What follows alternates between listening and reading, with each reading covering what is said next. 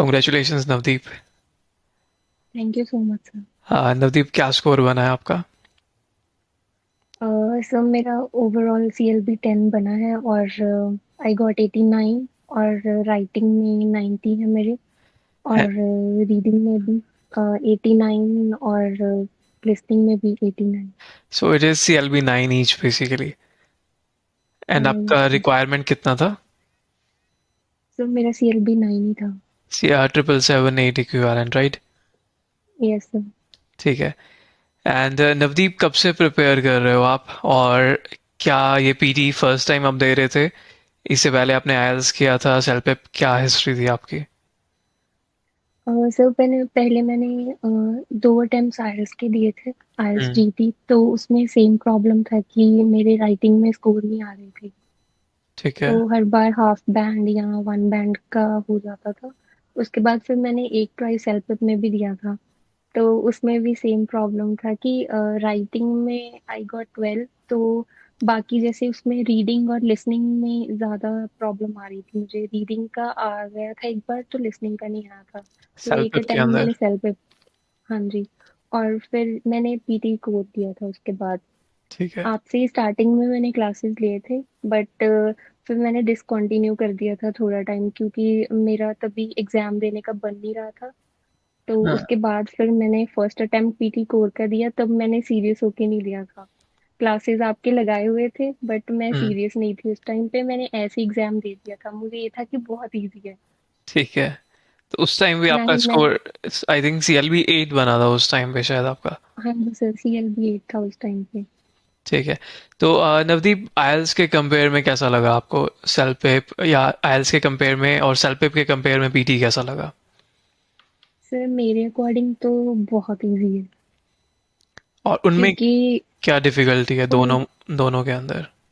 Difficulty ये है sir कि राइटिंग में आपको बहुत सारे मतलब एसेज के लिए प्रिपेयर करना पड़ता है। जैसे हम्म। बहुत डिफरेंट फॉर्म्स के ऐसे हैं। तो पीटी में राइटिंग का मुझे सबसे ज्यादा इजी लगा कि आपको ईमेल और समराइज वगैरह के ऊपर ही फोकस करना पड़ता है, मोस्टली हम्म। ज्यादा ब्लैंक्स और डिक्टेशन के ऊपर ही। तो वो बहुत इजी लगा मुझे कि आपको राइटिंग के लिए बहुत ज्यादा एफर्ट नहीं करने पड़ते। ठीक है। That's one thing. And since आपने आई थिंक जीरो से स्टार्ट किया था पीटी रे, उससे पहले आपको पीटी यस नहीं सर आता था। जी। तो आपने नहीं टैम्पलेट्स वगैरह कौन कौन से फॉलो किए, लाइक डिस्क्राइब इमेज के लिए और रिस्पॉन्ड टू अ सिचुएशन, ये कैसे अटेम्प्ट किया आपने?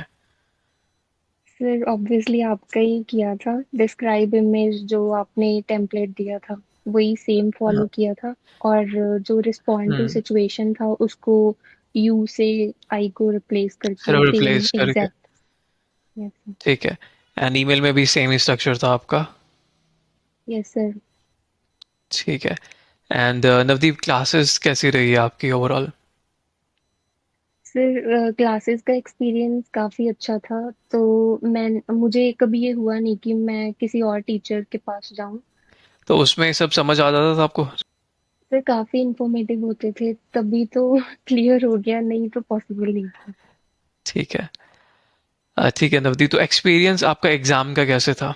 उस टाइम पे कैसा लग रहा है आपको? लाइक आइल्स के कंपेयर में इसमें ज़्यादा नर्वसनेस होती है या? नो सर, बस हाँ। स्पीकिंग टाइम पे थोड़ा होता है, क्योंकि सबसे पहले स्पीकिंग मॉड्यूल होता है। आप हम्म। जैसे अपीयर कर रहे होते हो तो यूज टू नहीं होते। तो स्पीकिंग टाइम मुझे हुआ था, बट ओवरकम हो जाता है विद टाइम में। ठीक तो है। मुझे थोड़ा हो रहा था कि मेरी वॉइस शिवर करना स्टार्ट हो गई थी, बट हम्म। मैंने ओवरकम किया। क्योंकि एग्जाम बहुत ज्यादा फास्ट चलता है, तो और आपको सोचने का टाइम नहीं मिलता। ठीक है।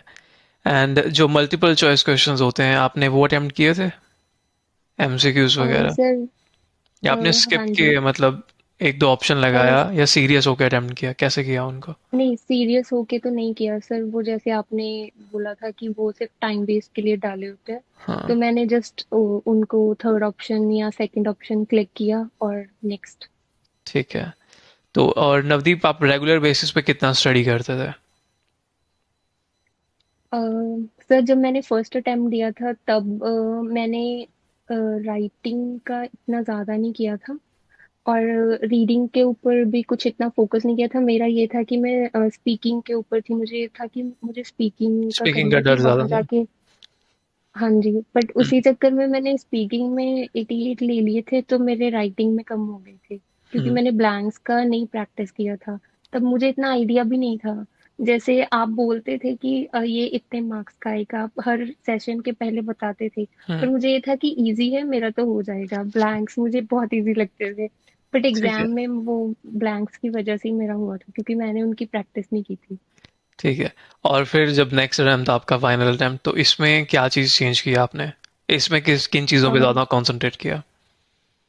तो मैंने पहले ग्रामर के रूल्स भी किए थे, आपसे भी मैंने एक पर्सनल क्लास ली थी, तो हम्म। Doubt class. तो मुझे ग्रामर के रूल्स का था कि मे बी उसकी वजह से ना मेरा गलत हो, क्योंकि मैं ओवर एस्टिमेट या अंडर एस्टिमेट कर रही हूँ खुद को। हम्म।